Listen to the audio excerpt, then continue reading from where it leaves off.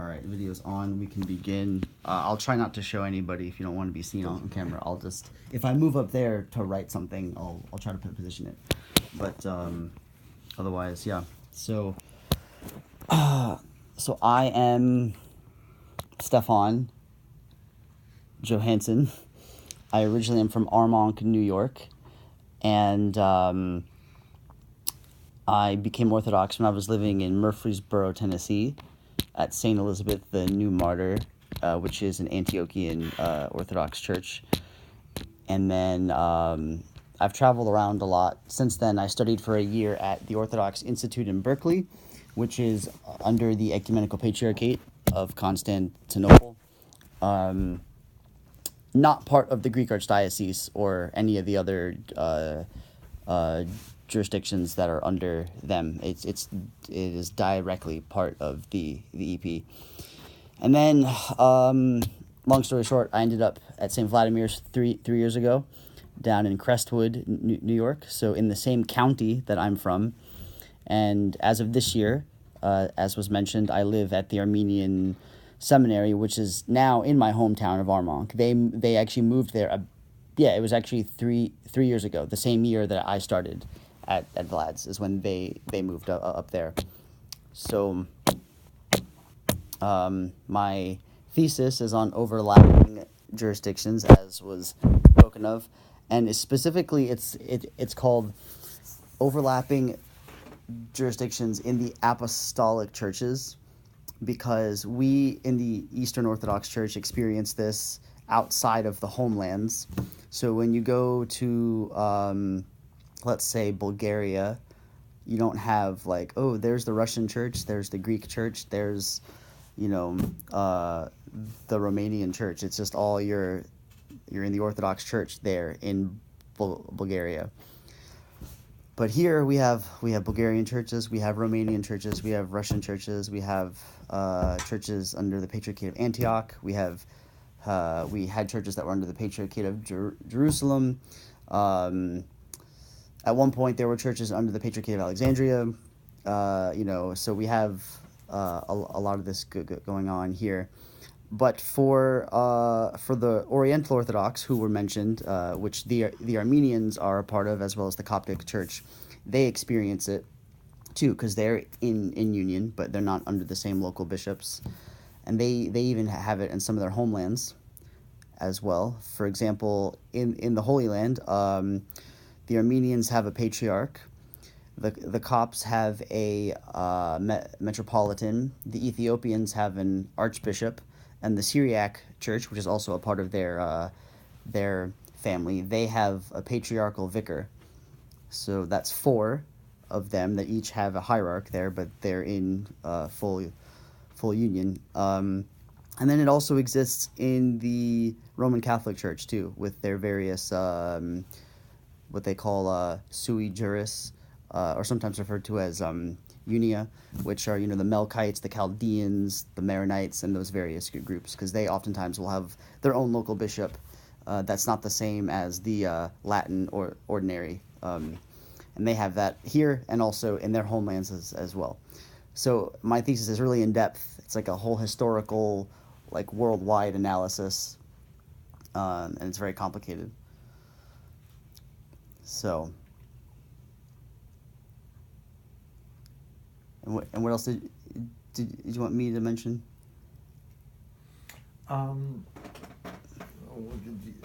Just questions about what he said. Yeah. You got any questions?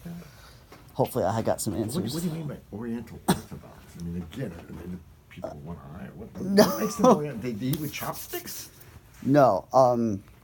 The Oriental Orthodox are churches that did not accept the Council of Chalcedon, which we consider to be... Was that just a year ago? Was that the one that they had No, this was 2 ago? This was back in 451. 451? In the 5th century. And people still remember? Yes. Oh, yes. Well, what was the problem there in 451? Well, 451 happened... Well, okay, so the Council of Chalcedon happened in the aftermath of the Council of Ephesus, which only occurred in 431. So they were only 20 years apart. And so in 431, the Council of Ephesus condemned a heretic named Nestorius, who taught a very sharp distinction between the natures of Christ, almost to the point where they could have been two different people. And the Council of Chalcedon was held 20 years later to condemn a guy named Eutyches, who taught the opposite thing. He taught that the humanity of Christ was swallowed up by the divinity, so that there was only one nature, or what we refer to as monophysis. So the reason that the churches we refer to as Oriental Orthodox or non-Chalcedonian didn't accept the council is because the wording of the council to them sounded too much like Nestorianism, which had been condemned 20 years earlier. And there was a lot of different factors involved, which I don't even know if I could list them all, but one is that a guy named Theodoret of Cyrus, who was condemned at a local synod prior to Chalcedon, was reinstated at Chalcedon, and he was a follower of Theodore of Mopsuestia, who is where Nestorius got most of his ideas from. And Theodore's ideas were way more radical. He taught, he basically taught that Christ was two people, that there was a human person and a divine person. So, the Copts and the Syriac church and the Ethiopians and the Armenians, when they found this out, found it very distressing that somebody that was a follower of Theodore would be reinstated at a council. And so that kind of added to their conviction, this is just another Nestorian council. This is they're reaffirming the heresy that we've already dealt with, and they're trying to bring it back up. And couldn't they have checked that out on YouTube to find out? there was what I mean, this was all in English. All these councils. no What language was it in? Greek. So all these people understood Greek well. Actually, most of them did. The problem was that there were different dialects of Greek. So there's an Egyptian dialect of Greek. Even in the Coptic church today, they'll use Greek, but the pronunciation is different because it's an Egyptian form of Greek. So it was more, I'd say, a semantical issue rather than a linguistic issue. So they were using the same words but defining things in a different way. And then there was a lot of political intrigue involved too. Well, obviously, if you had cops there, they had to for order, right? Don't you have Cops. the cops? Yeah, cops. You have those. You pull them in when you need order. We have a cop right here. Copt is how you say cop, because Oh, is that what you mean by a semantical difference? It's kind of, I see what you did there. I see what you did there. I Yes. understand now. Different words or same words with different meanings. It's like all the police force then withdrew because they were cops. Sure. Oh, I got it. Well, interestingly enough, there was a guy named Dioscorus who was the Pope of Alexandria at the time, right? The head of the Alexandrian church. He didn't like what was going on at Chalcedon, so he actually did leave. So the Copts did leave. And the Coptic church that we know today, that is distinct from the Patriarchate of Alexandria, that's part of the Eastern Orthodox Church, they followed Dioscorus. They were like, no, he's the one that we're going to follow. We put in a guy named Proterius, I think is how you say his name. And he's actually a saint in our church, and Dioscorus is a saint in their church. And so from that time, you have distinct patriarchates there. Occasionally they would reunite. There's a few in common, but eventually, probably by the end of the 6th century, you have very clear lines between the Coptic Church and the Patriarchate of Alexandria, and then in the Middle East, the Syriac Church and the Patriarchate of Antioch. And I actually wrote my first thesis for my Master of Arts degree on the Christology of Severus of Antioch. And Severus of Antioch is the main figure in why there's a Syriac church that is not the same as the Patriarchate of Antioch, because he is considered one of the founders of the Syriac Patriarchate, in distinction to our Antiochian church. So I delved into his Christology and what he says and what his oppositions to Chalcedon were, because at that point he's like over 100 years after, so he's got a lot of different things to work with. So these roots run deep. It's not so simple to just, because even now people, there's been a lot of dialogue with them, and they're referred to as Oriental Orthodox, and we're called, the Eastern Orthodox, and I think a lot of that implies like there's a closeness there. So some people say, well, why don't they just accept the council then? It's like, well, it's been 1,500 years, and they've lived their existence without this, and they've developed their their own understanding of things, and I would say most, if not everything that they do is compatible with us, but it's one of those things where it's just been so long. It's like, what do you do with that? Can you just say like, yeah, let's just get back together? And because that might cause more schism, because people on either side aren't necessarily ready for that. And there's still people who aren't convinced that the other side is Orthodox. I mean, at St. Vladimir Seminary, we have a lot of students of the Oriental Orthodox churches there. And as we all know now, the Armenians have their own seminary, which gets its accreditation through St. Vladimir's, but still has its own space, its own campus. So there's definitely been a lot of work done through St. Vladimir's and other institutions, that observe that there is a closeness and an orthodoxy found in both, but still very, very difficult.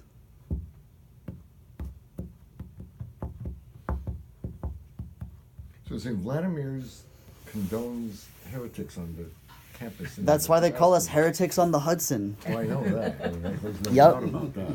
Oh, yeah. Well, so 3 years ago, my first year, in the fall of 2015, we had Orthodox Education Day, which, they have every year. The theme that year was East meets East. So it was the dialogue between Eastern and Oriental Orthodox was the theme for that year. And so the Armenians, as I said, have their own campus with their own chapel. But on our campus, we have 2 classrooms that are set aside. One is for the Syriac and the Indian churches. So the Indian church follows the same liturgy as the Syriac church, and they're somewhat of a daughter church of them. So they have a room where they can do their services, their matins and vespers and prayers of the hours, so that they get to practice their own rite. Because they're always welcome in ours, but it doesn't do them a lot of good to just only go to ours, because they need to practice what they're going to have to do when they go out to a parish. And likewise, we have another chapel set aside for the Coptic students there, because they have their own rite and their own way of doing things. So that's normally where they go when they do their services. But this year, or rather that year, 3 years ago, was the first time we let the Malankara, which is another word for the Indian church. So if I say that, that's who I'm speaking of. And the Navajos and Apaches and stuff like that. No, those are Native Americans. Oh. That's racist. No.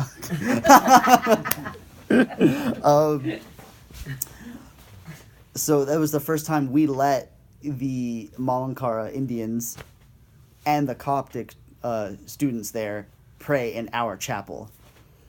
And that caused big waves on the internet. But it was fantastic. It was. It was fantastic. The Malankara did, I think, matins or morning prayer. Yes, and matins. the Coptics did the, and we were there They did for that. they did the evening raising of incense. It was really wonderful. Yeah. And we had, and not only that, but you make it. They gave us printed copies of what they were reading. So we were praying together with these people, even. Yeah. We were all praying together. Yes. Some people were trying to sing along every word who you could tell had never been to one of their services before. And I'm like, it's okay to just relax and listen. But it just shows you how enthusiastic a lot of people were about this. And I I even know some OCA priests who took those home and then began to use two of those prayers in their own services. Ooh. Am I speaking to one right now? No. Oh, okay. I can't say you are, but I have it and I love it. Well, remember, it is being filmed. Yeah, it might be on YouTube. No, I do not put it in my services or in a public worship, but I do have that. It's beautiful. Okay. Okay, but let me just ask you then, do people have questions on that, about Oriental and Eastern Orthodox? Yeah, I know I talked about a lot of things, so feel free to... Well, the only place that I get confused about is when I'm trying to find another church and you got Coptic, and I know you can't go up and receive, communion at a Coptic church, and they've got so many different, especially down in the New York area, so many different. Oh yeah. But yet they're considered Orthodox, and I said, well, I'm Orthodox, Yeah. And it's just very confusing. I would like to really study into more on it, just to see why the difference, and and you've explained a lot of it because of So they are very much in favor of what is oftentimes referred to as the Christology of Cyril of Alexandria, who is a saint in our church and in theirs. He was kind of like the defender of the faith at the Council of Ephesus. And so he wrote against Nestorius. He has at least 3 letters that are against him. Wasn't Nestorius one of our hierarchs? Yeah, I think he was a patriarch of Constantinople. How could anyone go against the patriarch of Constantinople? Because he was wrong. Was there a patriarch of Moscow at that time to go against him? No, there was no patriarch of Moscow at that time. Nope. There was... Oh, so that's why he could do what he wanted to do. No. I gotcha. So Cyril of Alexandria, when he talked about Christology, he used a term called Thesis, which also means one nature, but the oneness there implies a unity between the humanity of Christ and the divinity of Christ, whereas monothesis implies like only, so like there's no room for anything else. There's just a solid one. That's the best way I can explain it. I mean, it's very nuanced. So that's part of why they very much will say we are not monophysites, we are miaphysites, and that's true. I mean, they are following faithfully the Christology that was taught by a saint of the church, and he's not the only one, but he's the main figure, I guess you could say, that really just parsed it out. So I'll ask you the one serious question now. That's because I haven't been serious on anything yet. But really, truly, does that bother them when we categorize them as monophysites? Yeah. That would be like calling a Greek Catholic a uniat, then kind of like it's a word that we use, but that is, but not even different than that. But I just want to know. I would say it's worse because uniate is a word that was used by the Church of Rome. Okay, but I just want to know. But it would be. Well, it kind of fitting with our class, kind of. It's almost like a prejudicial thing. Sure. We've come up with a term that to them is categorizing and harmful, but we... Right. I'm not sure where the word monophysite came from, because they never called themselves it. And even the actual monophysites, like Evtyches, who is the one that was condemned at the Council of Chalcedon, he didn't call himself a monophysite. Apollinaris, who was a heretic before him, who taught basically a heresy that led to his, he didn't call himself. In fact, he used the word miaphysite. So the actual monophysites themselves used the same word that Cyril of Alexandria used. So nobody in the history of ever called themselves that word. Yeah, we do now. Right. So, and I'm still trying to actually figure out when it actually first started to be used. I think it is an accurate term for the heresy of Eutyches. I mean, it's a perfect word for his heresy, even though that's not the word that he used. So it's fine there. But to talk about the Christology of Cyril of Alexandria, which the Oriental Orthodox are faithful to, it's not an accurate word at all. So, that's that. I just have a simple question. The Armenians, I've heard, are often referred to as non-Chalcedonian Right. heretics. What was their point of view to deserve such a radical nomenclature in that regard? Well, all of the churches that don't accept the Council of Chalcedon are often referred to as non-Chalcedonian, because, I mean, because they don't accept the Council of Chalcedon. But I guess as far as heretic goes, it was seen because we, established that it was the fourth ecumenical council, and ecumenical councils are, they are binding. If they don't accept the council, then what other reason could it be other than, well, they're obviously heretics, and even if they're not teaching this heresy, they must be teaching a variation, and that's why they won't accept our council. And what was that heresy? What separated them? What did they do wrong? They just didn't accept the council because they didn't like the way it was worded. They did not and do not hold to the heresy that was condemned at the Council of Chalcedon, which is that Christ is only divine, and that whatever humanity may have been there was swallowed up into the divine nature. And not just that, but there are parts of the prayers of various non-Chalcedonian churches that actually have condemnations against the heresy of Eutyches, like in their services. So somebody just wasn't reading their stuff, because so even though they don't accept the council that formally condemned him, they do rightfully condemn him as well. They just didn't accept the council that did. So that makes it even more juicy, I guess. So, and sad too, but Your thesis, though, yes, is overlapping. not just about the Oriental and Eastern Orthodox and those, I want to say Chalcedonians and non-Chalcedonians. Right. Your thesis is more interjurisdictional.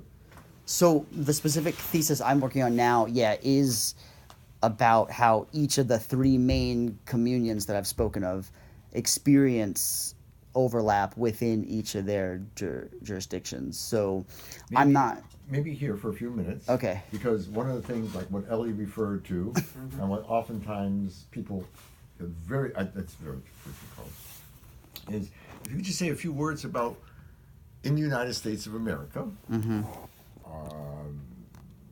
just explain a little bit about what's going on here, or what makes up this interjurisdictional heresy. Well, like I said, Heresy, isn't it? I do not think it's a heresy. No? Why Yeah, not? I'm just going to go ahead and say that. Okay, tell me why. Not me. Tell us. Well, first of all, tell us a little bit about what this means, because maybe some Right. people here don't understand. So as I said before, I gave, okay, actually let's start with the example I gave with the Oriental Orthodox having 4 of their bishops claiming the city of Jerusalem. I don't know if I mentioned that specifically. I said it was in the Holy Land, but they all claim the same city, and they're in full communion with each other. That was the first example of this historically ever, was actually when the Armenians were so sizable in the Holy Land, they were like, well, we want our own bishop here. That was 7th century, I think it was. And so the Syriac church was already there, who is their sister church, but they just decided to have their own. And now they're actually one of the more significant players, I guess, in the scene over there. So for those, for the Oriental Orthodox, it's been a mode of existence that they've had for a while, because then it started when the Armenians had to move from Armenia, and now they have another, what they call a Catholicate, which we might consider a patriarchate, that is based in Cilicia, which now moved to Lebanon. But so they had the one in Echmiadzin, which is in Armenia. That's their main one, and they have one in the Middle East, even though again there were Syriacs there too. But then the Coptic church started to move eastward as well. So in the same area, you would have Coptic churches, Syriac churches, and Armenian churches, all in union, all acknowledge each other as sister churches, but we're like, we want to do our own thing. So, and then the Roman Church started to adopt this when during the Crusader times, when they found the Maronites in these little mountains. And we're like, hey, what are you guys up to? And there's different stories that go on about the Maronites that we don't need to get into, but basically they united to the Church of Rome and were allowed to keep their local hierarchy intact. So that also meant that they claimed the throne of Antioch, and the Latin Church had already established a Patriarchate of Antioch themselves in 1098. And so about, 150 or 200 years later, when the Maronites joined the scene, the Roman Church now had 2 patriarchs claiming Antioch.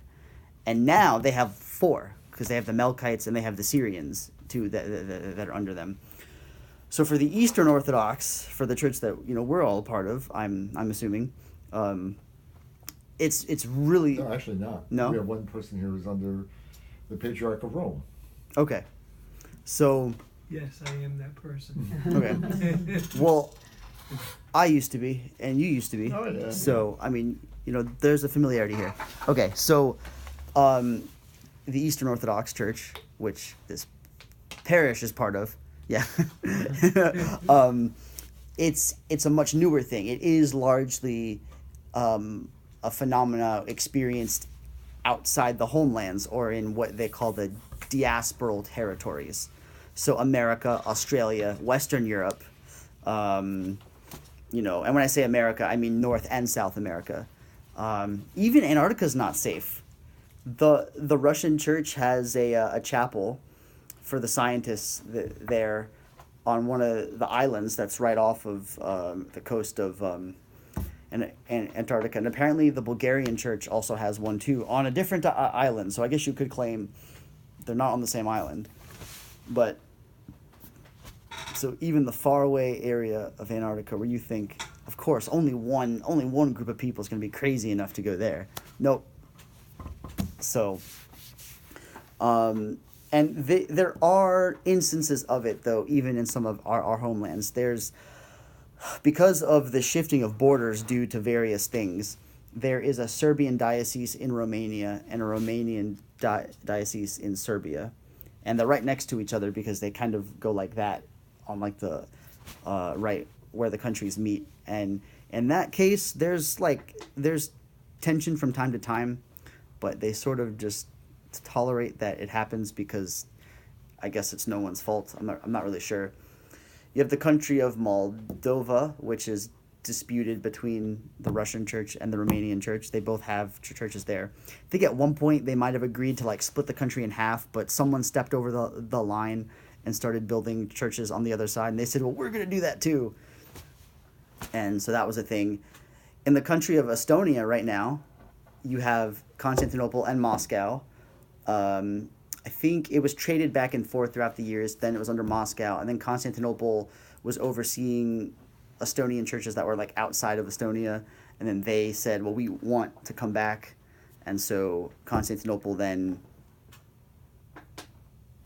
returned there, I guess you could say, and that was an issue for a while, and now they've just kind of agreed, okay, we'll both exist here, but it doesn't always go so well, and I'm not even going to touch the Ukraine fiasco right now. I mean, I can, but you could touch it very lightly because people listen to news, mm-hmm. people read newspapers. It's very clear the Pope of the Eastern Orthodox Church, which apparently is Patriarch Constantinople. No, it's Alexandria, because Alexandria is called Pope in his title. I know, but that's not what the paper said. The newspaper here didn't say that. Don't believe the hype. Wait a minute. If I listen on the radio, fake news. Are you telling me that on the radio what they tell me isn't true? Correct. On TV even more? Yes, only what I tell you is true. No. Be very suspicious of anyone who says that. But they said that this patriarch in Constantinople is for the Orthodox what the Pope of Rome is for the Roman Catholics. It's just that we're broken. Nah. I don't understand that. Tell me where they're wrong.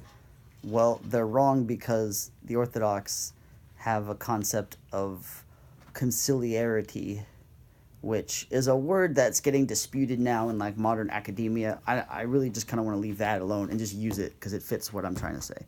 So, conciliarity, meaning that instead of one person that's ahead of everybody, each church has their own leader. So there is still a hierarchy for sure. And then among all the leaders of the churches, there is a level of primacy.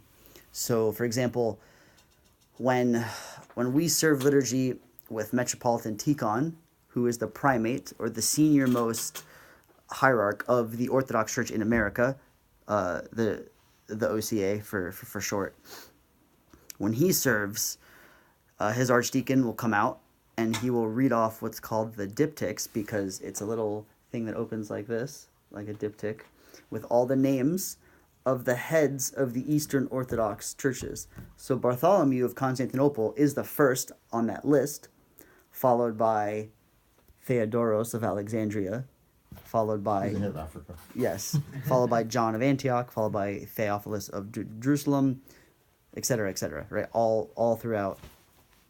I don't understand. So he opens the diptych, right? Mm-hmm. He begins with Bartholomew, right? As the head of a church, right? Yeah. What's the last one then he remembers? His own.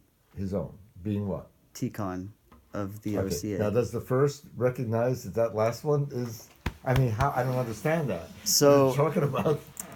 The OCA is an autocephalous church. It was granted so by Moscow in 1970, but Constantinople does not recognize its autocephaly. It doesn't question its canonicity as a church, but it does not agree with its autocephaly. You know what it means to be autocephalous? What does it mean to be autocephalous? Self-headed. It's a big word, huh? Self-headed. It means you get your own patriarch. Well, sometimes. You might just have a senior metropolitan or archbishop, but it means that you govern your own affairs, you make your own chrism. That's and the OCA does make its own chrism. So for me, that kind of settles the issue. But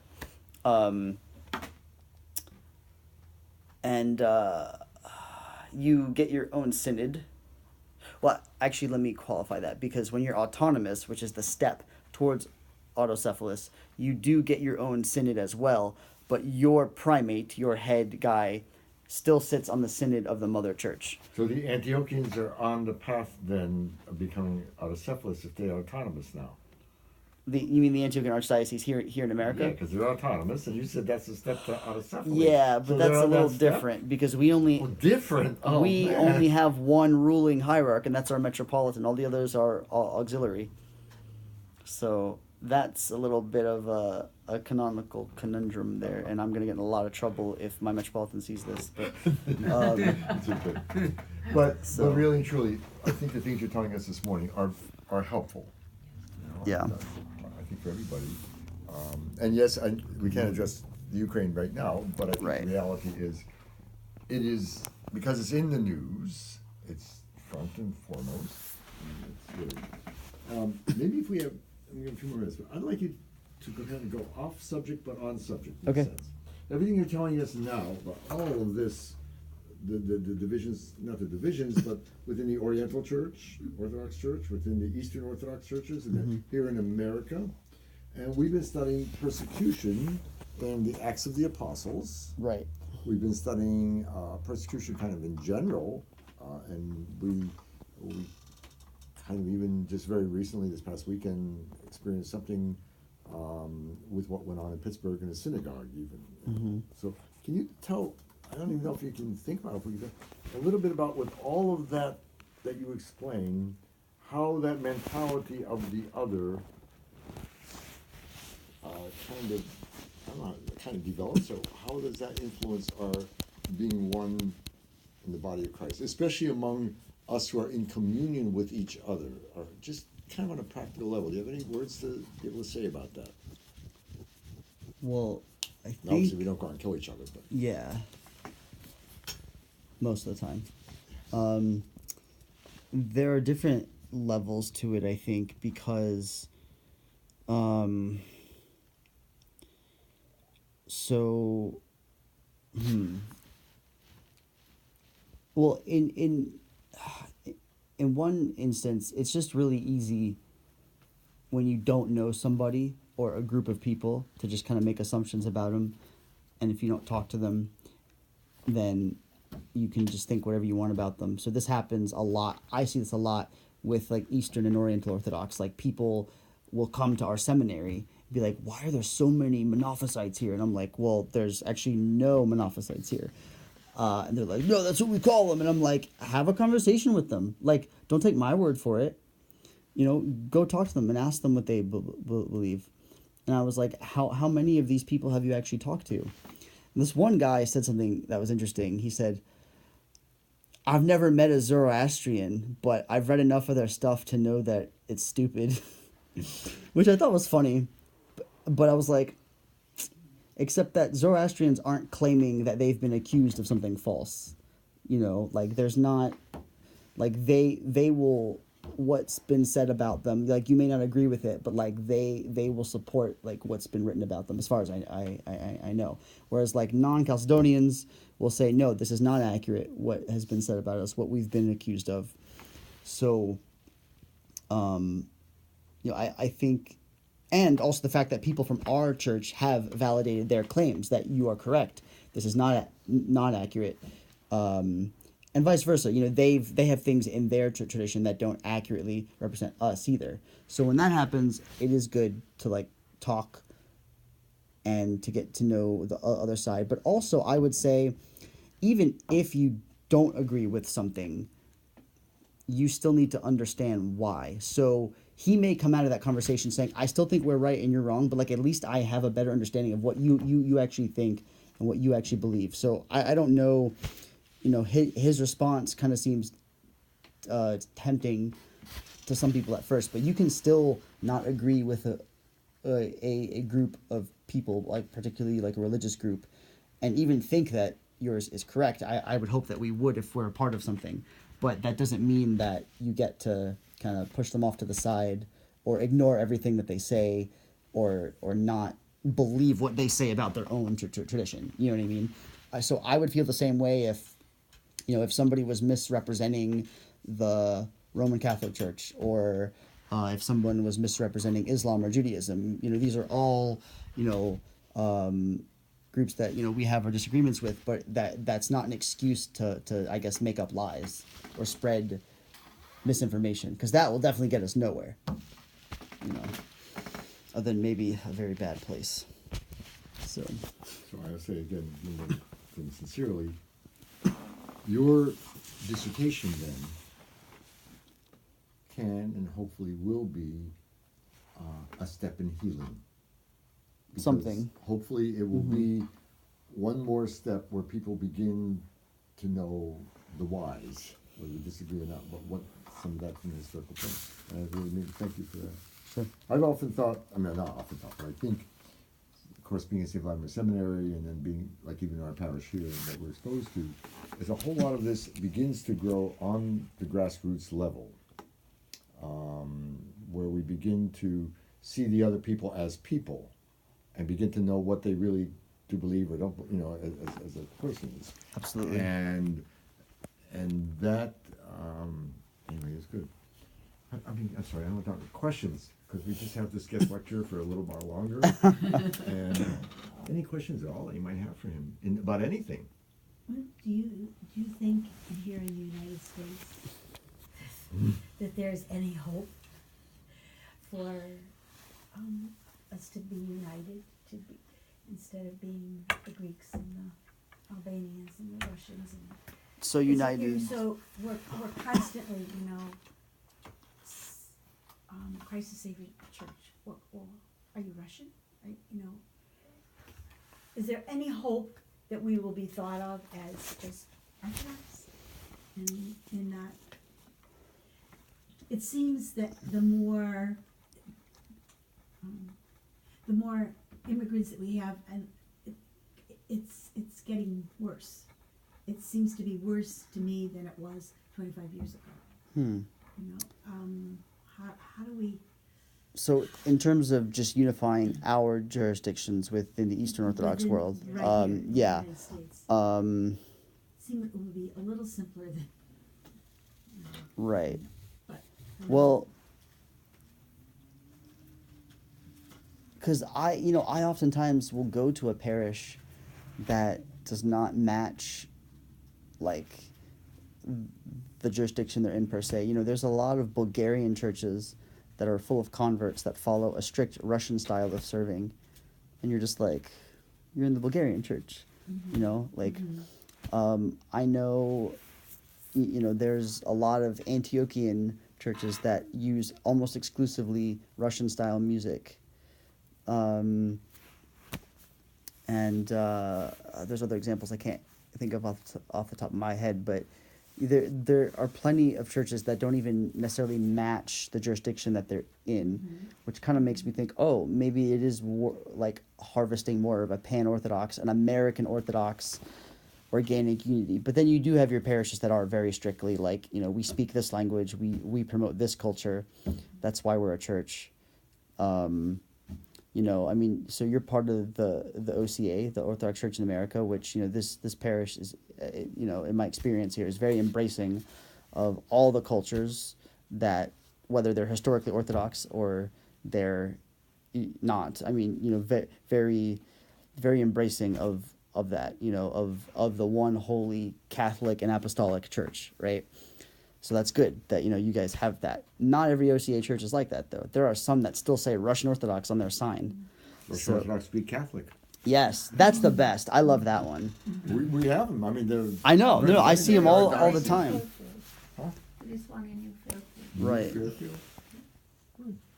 Yeah. Well, I mean,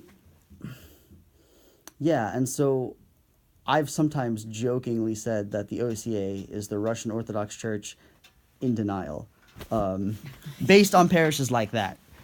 But even some parishes that aren't. I mean, I've been told that the Diocese of the West, for example, they have churches that are very Russian too, but even for the more American ones or ones that are convert heavy, or just English speaking, they're still kind of instructed to follow like the rubrics of the Russian church, like very, very closely.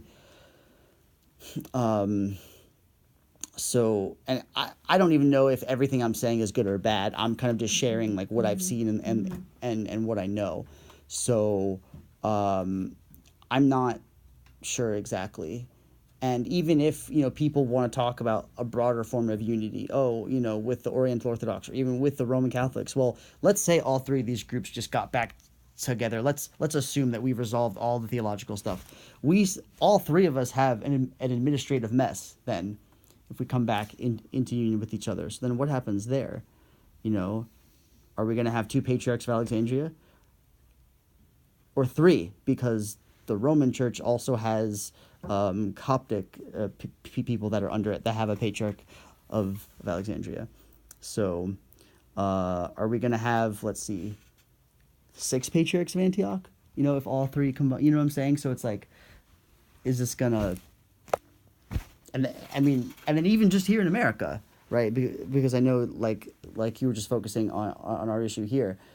We've got at least 4 bishops of San Francisco. I don't even know how many of New York we have. Boston. Oh, Boston. No, Boston. Well, yeah. Well, because Methodius doesn't want anyone to celebrate with the OCA up there because Real of it. problem. And that, to me, forgive me, but that doesn't make any sense because, I don't even know the whole story, but I was told he approached Nikon and said, so, you're going to change the name of your city, right? It was like he didn't even care that they both overlapped. He just wanted him to claim another city.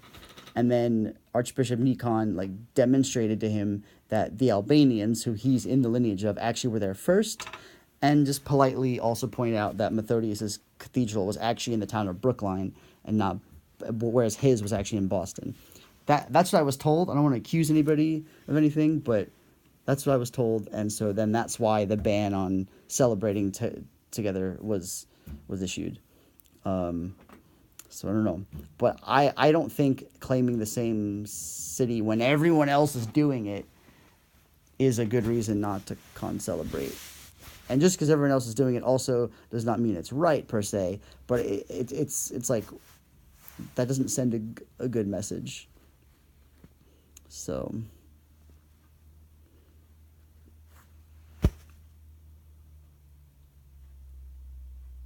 So slowly. Yeah. Grassroots. I guess so. And not for nothing, like maybe I'm just on a fiery kick now, but Methodius gets along very well with the Latin Archbishop of Boston. I don't remember his name offhand, but I wonder what he and Methodius is also very friendly with them. I wonder what he envisions if there was a union there. Like, would he voluntarily step down as the Metropolitan of Boston? Yeah. Right? Because he doesn't. Catholics? Well, yeah, because he doesn't get along with the other Orthodox hierarch of Boston, but he's very friendly with the Roman Catholic one. So that's just what I'm wondering. If he united with them, what would he do then? Would he say, "Oh, you can take Boston"? Like, I'm just curious. I guess the only person I can ask is him, but I don't know. I'm kind of scared of him because, I mean, look what he did to a bishop. What's he gonna do to me? So. But the bottom line, I know what all that you say, and again, I think what's really important what you say too is before we just condemn each other, to understand there is a history. Just right. Like the really long history between the Oriental and Eastern Orthodox, for use better words, or Chalcedonians and non-Chalcedonians. There is a history. There's a history that's growing up here in our country, even very much from the very beginning. If you look at it, who were the first missionaries that came, how it all developed, and with that history, I will just say very much what influences all of that is our modern technology. Like I said, at the Council of Chalcedon, why didn't they just go to YouTube? Why didn't they go and find out what each other was saying? Well, obviously, it took time. It took all of the councils to Rome, and all. Yeah. So I will say in our modern life, which is progressing so fastly, technology has two roles that plays in it. On the one hand, we have people, and I know people who are, from Ukraine or from another country, who are in touch daily. I'm in touch daily with the remotest area of Turkana in Africa every day. I mean, as most of you know. Zechariah knows what's going on in our parish before our parish does, because I send out every night at 11 o'clock our scripture and parish stuff. He gets it at 7 o'clock in the morning when he's opening it up. He knows. And he's the first one to respond. I'm sorry someone died. I'm sorry someone's sick. I'm praying for them. So, I mean, just that whole sense. So the world, then I guess what I want to say, the world is functioning, banks, and churches, and people on another level. We are in communication. When I said about some of our own people are talking to their babas or whatever in the Ukraine on a daily basis, the grandchildren know them, they can speak, and so there's almost like this technology has almost created a meltdown. Yeah. That no longer makes that great distinction. I'm not defending it, but I'm just saying I see more and more, let's say within the past 15 years, and especially since so-called, the communist countries and all have fallen, and the whole immigration issue is different. That is a subtle but a very real influence on all of this, of how it's lived out. Yes, before the fall, people were much more, I think, categorized as in the way they were. But today, you could have Romanians here, like I'll say Victoria's night. We won't have Romanians from both sides. Because the other side will come, they know that the other side is coming. Oh, right. There's the Romanian Episcopate of the OCA, and then the Romanian Metropolis of the Patriarchate, right? Yeah, Is that what you mean? the Romanian Metropolis will be here because they're the ones who are closer Right. to us. I have witnessed celebration between They the do. two sides, They so can it's celebrate. not officially banned. No, no, Okay. that's not yeah, banned. yeah. No, Yeah. it's not banned. Right. It's not official. Right. It's memory. Yes. Yep. Broke, you know. But anyway, I think that in a background way has a lot to do with, even as we begin to approach our administrative mess that we have. And that's really what it is. It's an administrative mess. But we do believe, our beliefs are the same. But in that administrative mess, I perceive kind of the danger that's happening is as you even live out your Orthodox faith, and with some of the issues of morals and living out, what we're beginning to see is a difference among some of the different jurisdictions, for want of a better word. Yeah, that's normally what we just call them. That to me is the really dangerous part. That's even greater. You know, it doesn't really have to do so much with language or you know, and anyway, and then we will. I think it's only going to get more. Yeah. As we have to almost choose what side we're on, where we are, and it's not theological. It has to do again with territory, interjurisdictional, and then Right. who can cut, you know, who's from who. Yeah. And so, I mean, with Stefan being here today, I know we did a lot of roundabout things, but I think I found it was very, very good.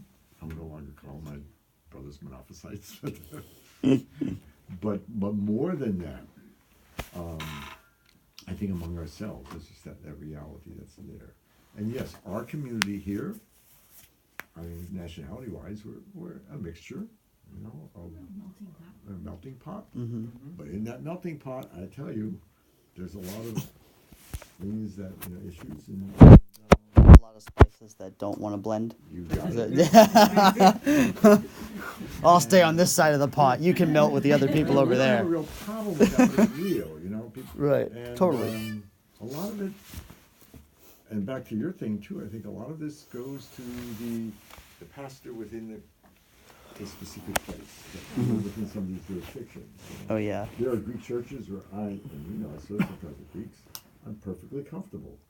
And there are Greek churches where I don't really consider it, they tell you, right? It'd be good someday if you become Orthodox. Because, you know, but so a lot of it is the attitude. I would just hope and pray that if we can be one tiny little grain of sand in the whole ocean that is honest, that's the other thing that happens sometimes. You don't, whether it be in morals or in our theology, you have to be honest and truthful.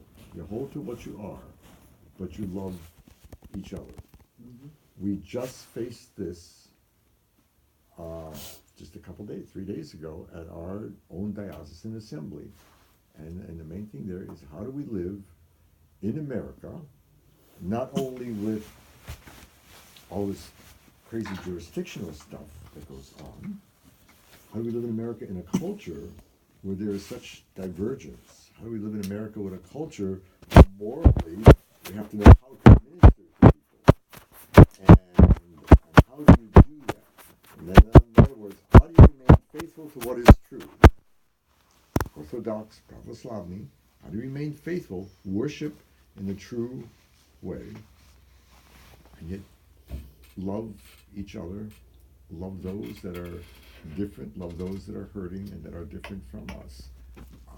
That to me becomes that's again, as we face it as a diocese, it's also what has to be faced. It's more fundamental, or most fundamental in our life today, and that to me is also why we need so much to have good leadership that can really lead us as Orthodox, and that while we struggle with all of this, we can be of one mind and one heart, which is that of Christ. That's what we're for a new creation, as we heard this past Sunday.